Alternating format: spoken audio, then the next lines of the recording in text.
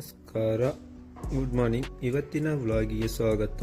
ಸ್ನೇಹಿತರೆ, ನಿಮ್ಮ ಮನೆಯಲ್ಲಿ ವಾಷಿಂಗ್ ಮಿಷಿನ್ ಇದೆಯಲ್ಲ, ಅದರಲ್ಲಿ ಆಗುವ ಸಣ್ಣ ಪುಟ್ಟ ಸಮಸ್ಯೆಯನ್ನು ಹೇಗೆ ನಿಭಾಯಿಸುವುದಂತ ತೋರಿಸಿಕೊಡ್ತೀನಿ.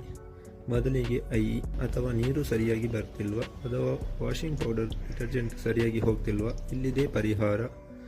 ಮೊದಲಿಗೆ ಟ್ಯಾಪ್ ಬಂದ್ ಮಾಡಿ ಪೈಪನ್ನು ಎಡಗಡೆಗೆ ತಿರುಗಿಸಿ ತೆಗೆಯಿರಿ.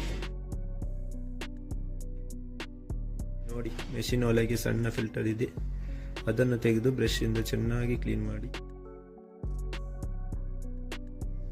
ಡಿಟರ್ಜೆಂಟ್ ಬಾಕ್ಸ್ ಸಹ ಕ್ಲೀನ್ ಮಾಡಿ ಮತ್ತೆ ಫಿಕ್ಸ್ ಮಾಡಿ.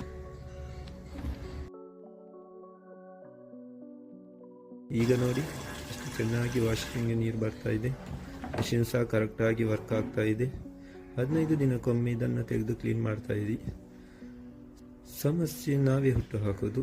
ಮೆಷಿನ್ ಸರಿಯಾಗಿ ವರ್ಕ್ ಆಗ್ತದೆ. ಮುಂದಿನ ವಿಡಿಯೋ ತನಕ ಧನ್ಯವಾದಗಳು. ಖುಷಿಯಾಗಿ